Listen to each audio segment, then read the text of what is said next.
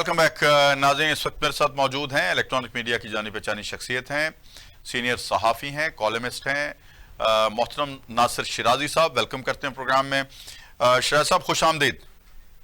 Welcome जनाब, अस्सलाम वालेकुम। जी वालेकुम सलाम। अच्छा शिराजी साहब, इस वक्त पाकिस्तान का जो स्टॉक मार्केट है वो 91,000 पॉइंट्स की जो हद है उसको भी अबूर कर चुका, तो ये रिकॉर्ड जो है स्टॉक एक्सचेंज ऊपर को जा रहा है। इसकी वजह मुझे बताइएगा, क्या सियासी इस्तेहकाम है या इस हुकूमत की पॉलिसीज हैं या फैसल वार्डा जो बात कर रहा है वो प्रवेल कर रही है कि तरमीम होगी फिर तरक्की होगी, फिर तरमीम होगी फिर तरक्की होगी, फिर तरमीम होगी फिर तरक्की होगी, आप रास्ते में कोई रुकावट नहीं है? देखिए, फैसल वाडा साहब जो हैं वो तो लफ्जों की जादूगिरी का खेल रचाए हुए हैं, उनकी किसी बात में कोई हकीकत नहीं है। अच्छा। वो जिनके ईमान से बात कर रहे हैं, जितनी उनको बताई जाती है उसे वो बयान कर देते हैं, लेकिन बेपार की ज्यादा उड़ाते हैं। तरमीमों से तरक्कियां अगर होती हैं तो चीन फिर हाथ पे हाथ रख के बैठ जाता और तरमीमें करता रहता आइन में, और दुनिया की सबसे बड़ी ताकत बन जाता, अमेरिका को भी पछाड़ देता। तरक्कियां तरमीमों से नहीं होती, तरक्कियां होती हैं साइंटिफिक प्लानिंग से, और कंसिस्टेंसी उनमें हो प्लानिंग में, तो फिर तरक्की होती है। अच्छा, तो फैसल वाडा साहब की बातों को ज्यादा सीरियस नहीं लेना चाहिए। इसका मतलब यह है कि हुकूमत की प्लानिंग काम आ रही है इस वक्त? जी नहीं, ये भी नहीं है। अच्छा, देखिए, आप ये देखें ना कि पिछले 2 बरस में पीडीएम की हुकूमत और 6 माह ये डाल लें, कोई ऐसे बड़े 10 प्रोजेक्ट लगे हो मुल्क में तो आप कहें कि हाँ जी तरक्की हो रही है। 5 लगे हो तो भी हम सोचते हैं कि तरक्की हो रही है।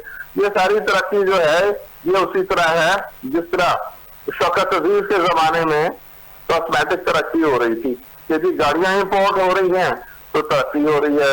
इंटरनेशनल ब्रांड के लिए मार्केट आपने खुद ही छोड़ दी है कि दुनिया के सारे मुल्क आए और हमें लूट के ले जाए, अपने ब्रांड बेच जाए, तो तरक्की हो रही है। उस टाइप की तरक्की है। देखिए, डॉलर आ रहा है, कर्जे आ रहे हैं, कर्जे बढ़ रहे हैं। पिछले 6 माह में 6,000 अरब कर्जा लिया गया है। ये मैं नहीं कह रहा, आदादो शुमार तमाम लीडिंग न्यूज़पेपर जो हैं उनके सफे अव्वल पे छप चुके हैं। अच्छा, मैं अपनी बात फिर दोहरा रहा हूँ। 6 माह के अंदर 6,000 अरब रुपया एवरेज क्या है, हर महीने 1,000 अरब रुपया कर्ज लिया गया, और ये अभी डोमेस्टिक है, पाकिस्तानी बैंकों से, मुख्तलिफ इदारों से मुल्क के अंदर लिया गया। जो गैर मुल्की कर्जा आया है वो इसके अलावा है जो डॉलर्स में आया है। तो स्टॉक मार्केट में तो जगलर बैठे हुए हैं और जब चाहते हैं उसको क्रैश कर देते हैं, जब चाहते हैं ऊपर ले जाते हैं। उन्होंने तो अवाम का पैसा लूटना होता है। मुझे आप बताइए, 10 बड़े प्लेयर हैं जिनके मैं नाम नहीं लेना चाहता, लेकिन वो सियासी तौर पे भी कभी कभी मुतारिक नजर आते हैं और सुलह सफाई करा रहे होते हैं और कराची से परवाज करके इस्लामाबाद होते हैं। वो जो 10-20 प्लेयर हैं उनके अलावा तो ज्यादातर हम देखते हैं कि लोगों का पैसा स्टॉक मार्केट में डूब जाता है। हर 3 माह के बाद स्टॉक मार्केट क्रैश करती है। आप कैलेंडर उठा के देख लें, पूरे साल का अखबारात उठा के देख लें, आपको अंदाजा होगा 4 से 6 दफा हर साल स्टॉक मार्केट। अच्छा, जब स्टॉक मार्केट राइज करती है तो फिर हम जैसे जो जर्नलिस्ट हैं जरा समझाइएगा कि वो क्यों बढ़ के मारते हैं जी, स्टॉक मार्केट इतने पॉइंट्स पे चली गई, इतने पॉइंट्स पे क्लोज हुई, और ये क्या किसी इम्पैक्ट होता है इंटरनेशनली या हमारे पॉइंट्स बढ़ते हैं दुनिया में? कोई इम्पैक्ट नहीं होता, मैं बताता हूँ। देखिए, जब शेयर सस्ता होता है तो हम जैसे आप जैसे लोग जिनको अल्फाबेट नहीं पता होते वो खरीदना शुरू करते थे, शेयर मार्केट ऊपर जा रही होती है। ठीक है। जब ये बड़े स्टॉक मार्केट में बड़े प्लेयर एकदम उसकी जब कीमत गिरा देते हैं तो हमारा आपका पैसा डूब जाता है और वो खरीद लेते हैं। सही, वो स्टॉक वो खरीद लेते हैं, फिर वो बेचना शुरू करते हैं, फिर वो पैसा कमाते हैं। आम आदमी का पैसा डूबता रहता है, बड़े प्लेयर जो है वो कमाते रहते हैं। ये कहानी है सर। अच्छा, तो इस कहानी से गरीब आदमी को बचना चाहिए? बिल्कुल दूर रहना चाहिए, बिल्कुल। ठीक है। मैंने वैसे किसी गरीब को इसके शेयर्स लेके जो है अमीर होते नहीं देखा। जी बिल्कुल, ऐसे ही आपने सही कहा। अच्छा, अब हम आते हैं पीटीआई के अंदरूनी हालात की तरफ, क्योंकि अभी एक दोस्त थे आपसे पहले जो मेहमान थे, वो कह रही थी जी कि पाकिस्तान में सियासी इस्तेहकाम आएगा तो पाकिस्तान जो है वो अपना फाइनेंशियली बेहतर होगा और इसमें जो है दीगर मामला भी बेहतरी की तरफ चले जाएंगे। तो मुझे बताइए कि इस वक्त जिस पार्टी पे ये रिलाय किया जा रहा है, जो कभी एहतजाज करती है, कभी धरना करती है और कभी बड़के लगाती है, और फैसल चौधरी हो, फवाद चौधरी हो, सलमान अकरम राजा हो, इन वकीलों की आपस में लड़ाइयां ही खत्म नहीं होती, तो सिर्फ इतना बता दीजिए कि जो पार्टी खुद स्टेबलाइज नहीं है, उनके अंदर खुद पार्टी स्टेबल नहीं है, वो पाकिस्तान को क्या स्टेबल करेगी? देखिए, जिस घर में डाका पड़ जाता है और घर का सब कुछ लुट जाए और आप ये उससे तवज्जो करें कि घर के सब लोग जो हैं वो शुक्राने के नफल अदा करें, मिठाइयां बांटें, नए कपड़े बनाएं और ईद का समा हो, लोगों की दावतें कर रहे हैं और खुशियां मनाएं, तो देखिए ऐसा नहीं होता। सही। जहाँ डकैती हो जाती है वह किसी पुकार भी होती है, वह रोना धोना भी होता है, वह एहतजाज भी होता है। और ये सिर्फ पाकिस्तान में नहीं होता, ये अमेरिका में भी होता है, दुनिया में हर जगह होता है। सही। जब वहां पे इलेक्शन हुए थे तो उसके बाद क्या हुआ था आपके सामने है। जब बाइडेन को जितवाया गया था और ट्रंप को हरवाया गया था तो वहां पे क्या हुआ था, कैपिटल हिल पे जो कुछ हुआ आपके सामने है। तो अब हमें ये तवज्जो नहीं करनी चाहिए। और वहां जिन्होंने किया उनको सजाएं भी हुई? जी हुई है। अमलाक को जलाना किसी भी मौजूद माशरे में जो अच्छी बात नहीं है, हम भी उसको कंडेम करते हैं। मैं तो सिर्फ एक एहतजाज की बात कर रहा हूँ, एहतजाज पूरा मनवाने चाहिए। लोग खामोशी से बैठ के और दावतें नहीं खा रहे होते, नए कपड़े बना के सैर सपाटे नहीं निकलते, वो एहतजाज ही करते हैं। सही। दूसरी बात आ गई वोकला बरादरी में जो एक्टिविटी नजर आ रही है वो भी बिल्कुल दुरुस्त है, मैं बिल्कुल उसकी हिमायत करता हूँ। वो अपने फायरिंग के मुकदमात भी ना लड़ें और उनके ऊपर जो पाबंदियां लगी उन्हें फाइल से नाम मिलने दिया जाए या दीगर पाबंदियां जो आप देख रहे हैं मीडिया में आ रही हैं, उनको दोहरा के मैं वक्त जाया नहीं करना चाहता। तो वकला तो अपने क्लाइंट को डिफेंड करेंगे, उनका तो ये एक हक बनता है, उनका तो प्रोफेशन है। लेकिन बात ये है कि जब आपने बात की कि स्टेबिलिटी कैसे आएगी, देखिए तरमीमों से स्टेबिलिटी नहीं आएगी। जब 26वीं तरमीम आ रही थी तो 15 दिन इस मुल्क का कारोबार हयात बंद रहा। सही।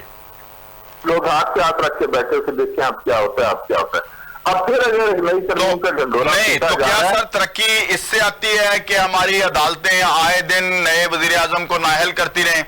क्या तरक्की इससे आएगी कि जी जो हमारी अदालतें हैं वो कभी असम्बली की कानून साजी की राह में रुकावटें पैदा करें, कभी मुंतखब वजीर आला को तब्दील करवा दें और परवेज इलाही को वजारत आला सौंप दें, कभी 63 की तशरीह जो है वो आइन रीराइट कर दें और कभी ये इस तरह का फैसला दे दें जो 8 जजों ने दिया।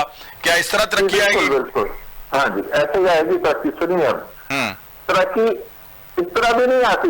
चोरी और डकैती को जायज करार दे दें, चाहे चोर को सजा मिलेगी, लेकिन चोर जो माल लूट के ले जाएगा उसका फायदा उठा लिया जाएगा, यानी वोट गिना जाएगा, ठीक है जी, और उसके नतीजे में तब्दीली लाई जाएगी। लोटाइज्म के लिए जब आप दरवाजा खोल दें तरक्की उससे भी नहीं आती। और देखिए 3 पिलर है ना, अदलिया है, मुकन्नना है, इंतजामिया है। आइन में लिखा है तीनों पिलर हैं। नहीं तो क्या सर किसी को सादक और अमीर डिक्लेयर करने से तरक्की आएगी? किसी एक शख्स को? पूरी बात सुने सर, ऐसे नहीं, पूरी बात सुने आप। 3 पिलर हैं, अदलिया है, इंतजामिया है, मुकन्नना है। सही जनाब, कोई पिलर किसी को डोमिनेट नहीं कर सकता। अब यहाँ पे पार्लियामेंट ने अदलिया को निगलने की कोशिश की है, ये कहानी है सारी। और उसके गले में अदलिया फंस गई है। अब वो निगल सकते हैं ना उगल सकते हैं। ये है 26वीं तरमीम, ये है 27वीं तरमीम, ये है 28वीं तरमीम।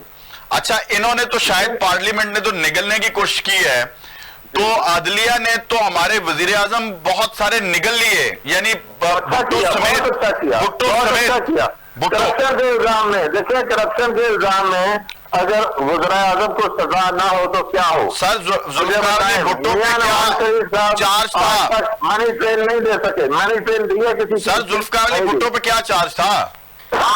जुल्फ़िकार अली भुट्टो एक वो केस है जिसको अदलिया ने खुद कहा कि इसको आप कोर्ट भी नहीं कर सकते, अदालतों में फैसला दे दिया कि जुल्म हुआ, गलत फैसले। और फिर मुशर्रफ ने जिस तरह से पीसीओ जजेस के साथ मिलके इस पाकिस्तान के आइन का हुलिया बिगाड़ा, वो भी तो आपके सामने है। मुशर्रफ साहब ने बहुत ज्यादा की, जिन जजों ने साथ मिलकर हुलिया बिगाड़ा वो उससे बड़े मुजरिम। हाँ, इफ्तिखार चौधरी जैसे जज, वो उससे बड़े मुजरिम बिल्कुल है। हाँ बिल्कुल। और फिर आप ये नहीं हम कह सकते कि एक मुजरिम को सजा दो और उसका जो पार्टनर है वो मासूम है। जिन जजों ने एलएफओ के तहत हल्फ उठाया वो भी उतने ही बड़े मुजरिम है, उनको भी वही सजा होनी चाहिए थी जो मुशर्रफ साहब के लिए बाद होगा लोग करते नजर आते और खुश होते नजर आए। वो जैसे से बरी हो गए जिन्होंने कहा था कि आप आइन में तरमीम करना चाहे तो तरमीम भी कर लें। ये भी तो ज्यादा थी। आप देखें कि अदलिया का एक सेक्शन जो है वो इस मुल्क के साथ करता क्या है। भुट्टो की फांसी की आपने बात की, बिल्कुल अच्छी बात की। फांसी नहीं भरती थी, जुल्म हुआ, जबर हुआ, सब कुछ हुआ। लेकिन बात एक कहानी में आपको और नई पेश करने लगा हूं। देखिए फैसले हुए, गलत हुए, सब कुछ हुआ। मुशर्रफ वाला फैसला आपके सामने है, भुट्टो की फैसले वाला सामने है, नवाज शरीफ को सजा देने वाला सामने है, गिलानी साहब को नाअहल करने वाला, ये सब फैसले हैं ना अदालतों के। जब फैसले हो जाते हैं फिर वो फर्ज के फैसले नहीं होते, वो इदारे के फैसले होते हैं, उन्हें सुप्रीम कोर्ट ऑन करती है। सही। ये सुप्रीम कोर्ट का फैसला है, ये हाई कोर्ट का फैसला है।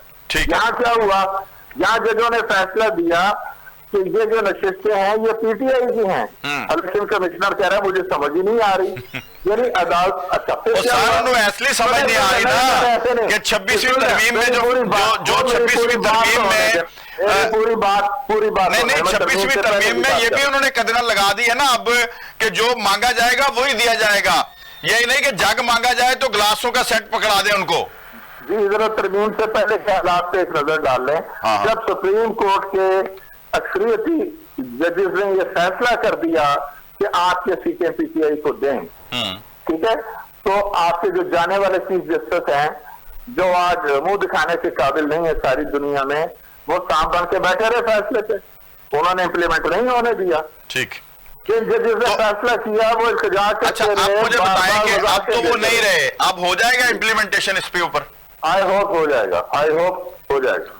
अच्छा, मुझे तो लगता है कि ये इससे भी आगे बात बढ़ने वाली है क्योंकि हमें जो तरमीम करके ये कहते हैं कि जज आइंदा फैसला नहीं दे सकता, मुंह पे टेप लगा के बैठेगा, हाथ बांध के बिठाए जाएंगे और उसकी आंखों के ऊपर भी कोई चीज चढ़ा दी जाएगी। अगर उस 27वीं तरमीम में कोई ऐसी चीजें आती हैं तो फिर बात दीगर है।